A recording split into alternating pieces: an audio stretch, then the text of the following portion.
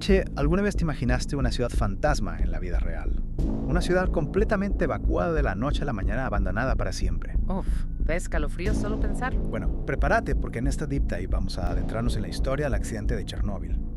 Imagínate un lugar congelado en el tiempo, edificios vacíos, calles desiertas. Esa es la realidad de Pripyat después de Chernóbil. Chernóbil, un nombre que resuena con tragedia y misterio.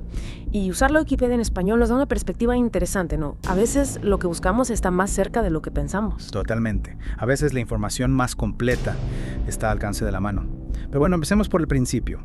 Imagínate la Unión Soviética en 1986, la Guerra Fría en su apogeo. En el norte de Ucrania, cerca de la frontera con Bielorrusia, se alzaba la central nuclear Vladimir Ilich Lenin, más conocida como Chernóbil. Ahí tenían 4 reactores nucleares del tipo RBMK-1000. ¿Te suena ese nombre? El RBMK-1000, un diseño soviético que, a decir verdad, ya tenía cierta fama de ser. Digamos atrevido en cuanto a seguridad. Y lo de atrevido es un eufemismo, ¿no? Sí, digamos que estos reactores no seguían exactamente los mismos estándares de seguridad que se usaban en Occidente. Para que te des una idea, carecían de una estructura de contención robusta, esa especie de caparazón gigante que se usa en caso de accidente para contener la radiación. Claro, es como la última línea de defensa. Si no la tenés, las consecuencias pueden ser catastróficas. Exactamente. Y para agregarle más tensión a la historia, el núcleo del reactor estaba compuesto por un cilindro enorme de grafito, un material que si bien ayuda a moderar la reacción nuclear, también es altamente inflamable. Ya desde el diseño, vemos una combinación de elementos que podían resultar en un cóctel bastante peligroso. Y como si fuera poco, el sistema de control de la reacción nuclear era complejo. Y para colmo, las barras de control, las que se supone que deben frenar la reacción en caso de emergencia, tenían puntas de grafito. Puntas de grafito. Es como echarle nafta al fuego. En vez de frenar la reacción al principio, la podrían acelerar. ¿Cómo se les ocurrió eso? Bueno, ahí entra en juego la filosofía de diseño soviética de la que hablábamos antes. Pero bueno, eso es tema para otro deep dive. Ahora vayamos al 25 de abril de 1986, la víspera del accidente. Se planeaba realizar una prueba de seguridad en el reactor número 4. La idea era simular un corte de energía para ver si la turbina podía seguir girando por inercia y mantener la refrigeración del núcleo hasta que los generadores de emergencia entraran en funcionamiento.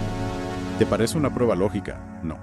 Sí, en teoría es fundamental tener un plan para cortes de energía en una planta nuclear. Pero acá es donde las cosas se empiezan a poner turbias. Totalmente. Resulta que ya habían intentado 3 pruebas similares en años anteriores y todas habían fallado. Para este cuarto intento, una serie de retrasos y cambios de turno terminaron con un equipo de noche menos experimentado a cargo de la prueba. Uf, un equipo sin experiencia en un procedimiento que ya había fallado antes. No me gusta cómo suena esto. Y para colmo de males, justo esa tarde, otra central eléctrica de la región tuvo un problema y la red eléctrica de Kiev le pidió a Chernóbil que no bajara la potencia como estaba planeado para la prueba.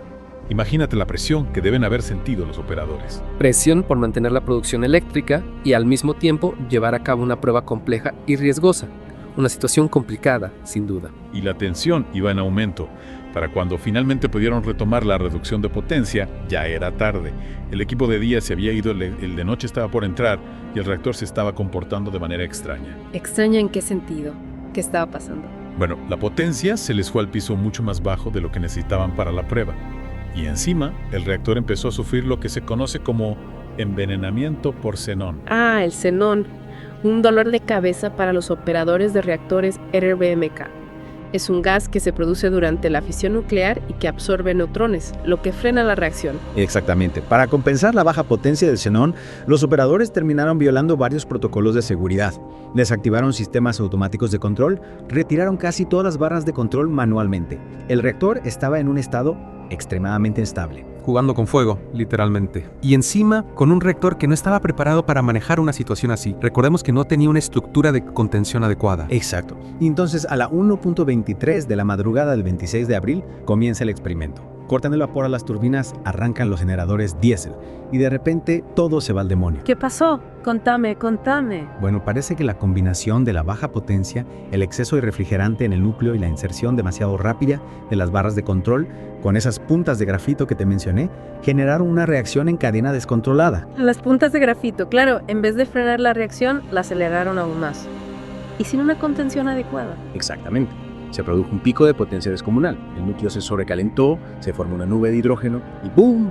Una explosión que voló la tapa del reactor de 2.000 toneladas, liberando una cantidad increíble de material radiactivo a la atmósfera. Una imagen dantesca. Fuego, escombros radiactivos, una nube tóxica elevándose hacia el cielo. Una pesadilla que recién comenzaba. Una imagen dantesca. Fuego, escombros radiactivos, una nube tóxica elevándose hacia el cielo. Una pesadilla que recién comenzaba. En medio de esa tragedia hubo actos de valentía impresionantes. Sí, los bomberos, esos tipos fueron los primeros en responder. Llegaron al lugar sin tener idea real de la magnitud del desastre que enfrentaban. Imagínate enfrentando un incendio nuclear sin la protección adecuada. Muchos de ellos recibieron dosis letales de radiación en cuestión de minutos. Es que la información sobre los niveles de radiación era confusa e inexacta. Algunos dosímetros, esos aparatitos que miden la radiación, simplemente se saturaron o se marcaron el máximo, mientras que otros quedaron destruidos por la explosión. Los operadores de la planta subestimaron gravemente la situación. Un escenario dantesco, y mientras tanto el fuego seguía ardiendo alimentado por el grafito del núcleo expuesto y también por el bitumen usado en los techos, un material altamente inflamable que se usa para impermeabilizar. Claro, como si el grafito no fuera suficiente. Los bomberos lucharon con todas sus fuerzas para contener el incendio, evitando que se propagara a los otros reactores. Un acto de heroísmo que les costó la vida a muchos. Mientras los bomberos combatían las llamas, las autoridades comenzaron a planificar la evacuación de Pripyat, la ciudad más cercana a la central. Imagínate la angustia de tener que abandonar tu hogar de un momento a otro sin saber si podrías volver. Es como si de repente te dijeran que tenés que dejar todo atrás, tu casa, tus recuerdos, tu vida entera. Sí, les dijeron a los habitantes que la evacuación sería temporal solo por 3 días y que no era necesario llevar mucho equipaje. Una mentira piadosa para evitar el pánico, pero que al final solo aumentó el dolor y la incertidumbre. La evacuación de Pripyat comenzó 36 horas después del accidente y se completó en 3 horas y media. Miles de personas subiendo autobuses, trenes, barcos, dejando atrás sus vidas sin saber qué les deparaba el futuro. Una escena que te pone la piel de gallina. Una imagen desgarradora. Y mientras la gente abandonaba la zona desde el aire, se lanzaban toneladas de arena, plomo y boro al reactor en un intento desesperado por sofocar el fuego y contener la radiación. Una medida extrema, pero necesaria. El boro, al absorber neutrones, ayudaría a frenar la reacción nuclear, mientras que el plomo y la arena servirían como escudo contra la radiación gamma. Sin embargo, más tarde se descubrió que gran parte de ese material no llegó al núcleo, lo que demuestra lo difícil que era controlar la situación desde el aire. Y luego vino la construcción del sarcófago, una estructura de hormigón diseñada para salvar el reactor destruido y contener la radiación. Una tarea titánica realizada por miles de personas, los llamados liquidadores. Estos héroes anónimos trabajaron en turnos cortos, exponiéndose a niveles altísimos de radiación para construir esa barrera protectora. Arriesgaron sus vidas para proteger al mundo de una amenaza invisible. Un sacrificio enorme. Muchos de ellos sufrieron graves problemas de salud a largo plazo debido a la exposición a la radiación. La construcción del sarcófago fue una carrera contra el tiempo. Mientras tanto, la radiación de Chernóbil se expandía por Europa.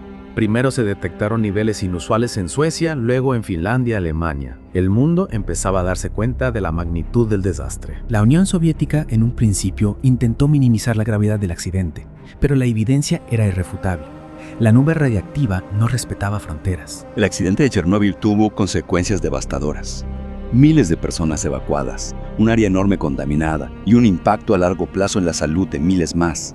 Y todo por una combinación fatal de errores humanos, fallas de diseño y falta de transparencia. Una tragedia que nos recuerda los riesgos de la energía nuclear y la importancia de la seguridad y la responsabilidad en su manejo. Pero Chernóbil también nos enseñó sobre la resiliencia de la naturaleza. A pesar de la contaminación, la vida silvestre ha regresado a la zona de exclusión alrededor de Chernóbil. Especies que no se veían antes del accidente ahora prosperan en ausencia de humanos. Es como si la naturaleza, a su manera, intentara curar las heridas del pasado. Es increíble. Una luz de esperanza en medio de tanta oscuridad. Pero hablando de oscuridad, las estimaciones sobre el número de víctimas de Chernóbil todavía son inciertas y controversiales. Es una tragedia que aún no termina de revelarnos todas sus consecuencias. Exacto. Hay estudios que hablan de miles de muertes, otros de decenas de miles. Es difícil determinar cuántas personas han fallecido o sufrirán enfermedades a largo plazo debido a la radiación. Es una herida que sigue abierta, un recordatorio de la tragedia. Es una herida que sigue abierta, un recordatorio de la tragedia. Pero bueno, más allá de la tragedia en sí, ¿qué podemos aprender de Chernóbil? Muchísimas cosas.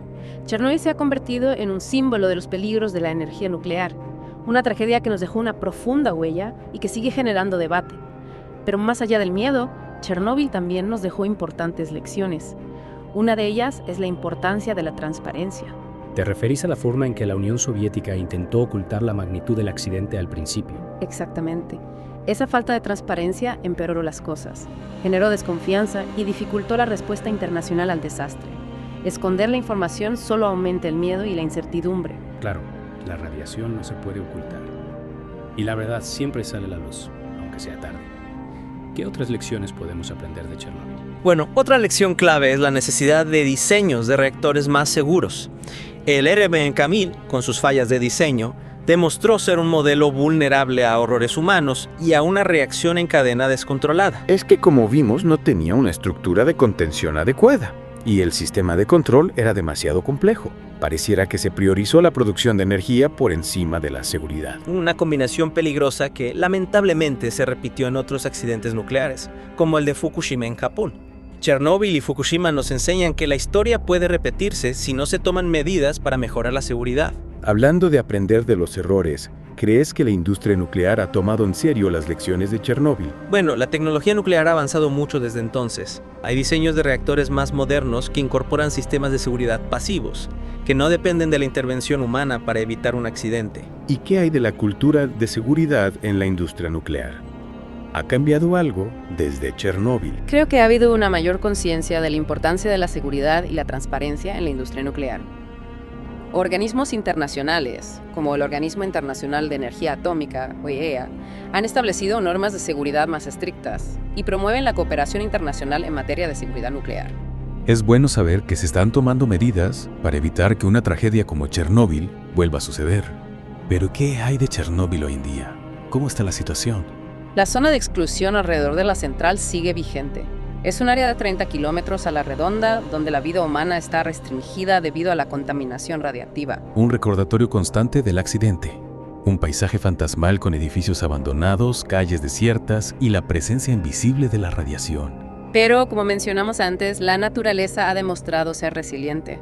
A pesar de la contaminación, la vida silvestre ha regresado a la zona de exclusión. Se han visto lobos, ciervos, jabalíes e incluso especies raras como el lince europeo. Es una imagen contradictoria, ¿no? La huella de la tragedia humana y al mismo tiempo el renacer de la vida silvestre. Sí, es un recordatorio de que la naturaleza tiene una capacidad asombrosa para adaptarse y recuperarse incluso en las condiciones más adversas. ¿Y la central en sí?